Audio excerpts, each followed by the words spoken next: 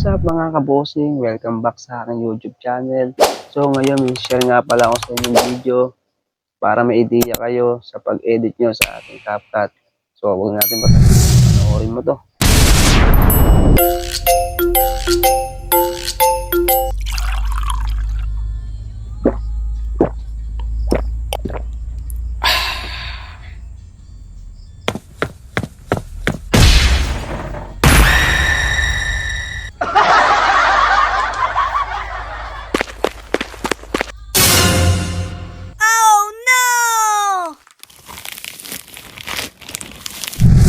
So ngayon nga kung natapos mo, sana huwag mo makalimutan mag-like and subscribe and hit mo na rin ang notification bell para lagi kang update sa aking mga bagong ina-upload na video dito sa akin tips tutorial. Ngayon naman pupunta tayo sa ating CapCut para maituro ko sa inyo kung paano natin in-edit tong video na to. Tara, let's go!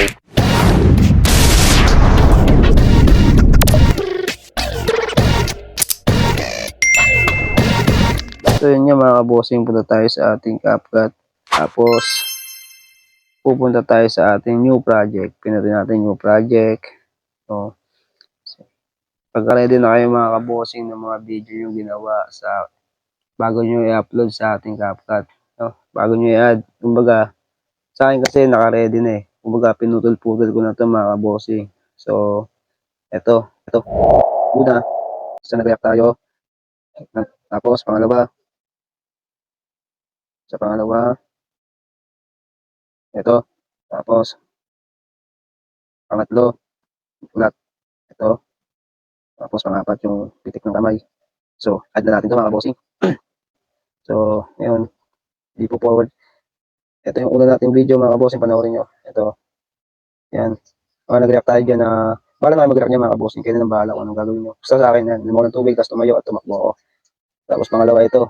Tumawad ako, pinitik ako. Yan, tapos nag-react ako niyan, tumayo ako, tapos yan, kumbaga pipisain ako. Kasi ito yung background na plain. Tapos ito yung kamay kong pinitik. Yan. Inulit ko kasi yung ginawa ko yung magandang yung pagpitik natin para sa gamitin natin pagpitik yan. Yan. Kumbaga tumalsik tayo yan. So, umpisa na natin mga bossing. Huwag natin ito patagalin. Let's go. So, yun nga. Dito tayo sa umpisa. Tapos, so, pangalawa, tumaob. Takbo niya dito sa tumakbo. Siguro dito mga bossing, dito screenshot natin. Ito kumbaga, yan ito screenshot. Gawin lang natin ay, mas malinaw. Yan, mas malinaw. Punta tayo ngayon sa ating, dito sa ating, natin natin yan. Pagka pumunta yan, punta tayo dito sa pinakadulo, please. Pinutin nyo, please. Yan, diba, please. Yan, yung please na yan. I-overlay natin yan. I-overlay. Guys, overlay. I-overlay. Sabi natin, overlay. Yun, overlay natin yan. Yan. Tapos, ang gawin natin dyan ay, i-compress na natin ng 0.4.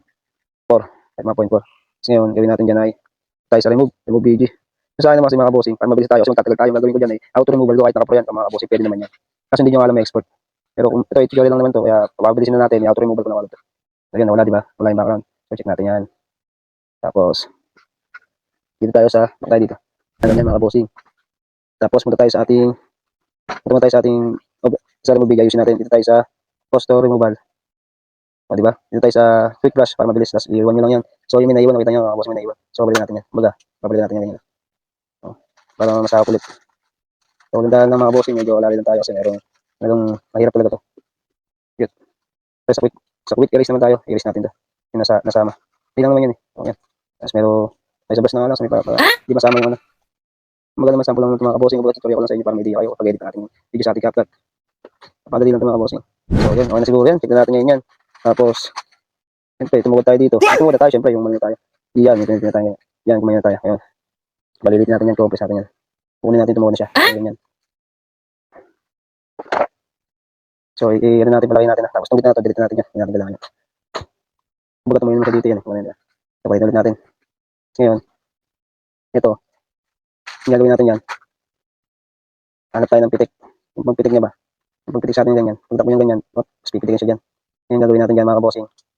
Yung itong background natin to. Itong plain background natin, kukunin natin to, wala natin to. Ang gagawin natin yan, ipapalit natin yan doon sa kabila. Yun, diba? Tapos nandun na siya sa ibabaw. Kasi ang gagawin natin yan, itong split natin yan, tapos delete natin so na, tapos delete natin to. Delete, tapos i-overlay natin to, tapos overlay. Hanapin yung overlay talaga. Tapos, i-press nyo lang po ganun. Press nyo lang po ganun. Yan. Yan. Pag-press nyo. Press nyo lang. Idikit nyo na siya dun sa may tumalsik. Kasi, doon natin ano yan eh. Sasakto natin sa pagpitik yan eh. Mapagpitik. Dito tayo. Baba natin. Dadag natin yan dito ulit. Yan. Ang gagawin natin dyan mga kabossing. Back to removal natin yan. Remove page na tayo. Auto removal. Hintayin lang natin dahil nag-loading na mga kabossing. Hintayin lang naman ito mga kabossing. Check. Tapos panoorin nyo. Tumakbo siya. Yan. Yan. Isakto lang natin yan. Adjust natin ng konti. Para medyo, yan. Para paglabas niya. Pak. Pagpitik yan. Pagpitik yan. Yan natin yan. Palitin lang natin yan. Pagpitik yan. Pak. Isakto natin yung pagpitik dito sa kanyang katawan. Tapos ito, nasa taas yung playing background. I-adjust natin yan.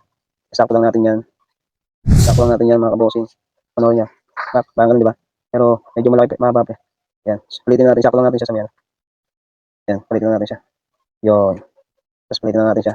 Panoorin mga kabossing pagpitik. So ito guys. Yan, di ba? Parang sakto yung pagpitik. Yan. Diba tumalsik siya? Palitin lang natin. Yan. Sakto lang natin yan. Panoorin mo kasi. Yan. Tumalsik siya, di ba? Parang ano nangyari mga kabossing. Ngayon, tayo sa uli.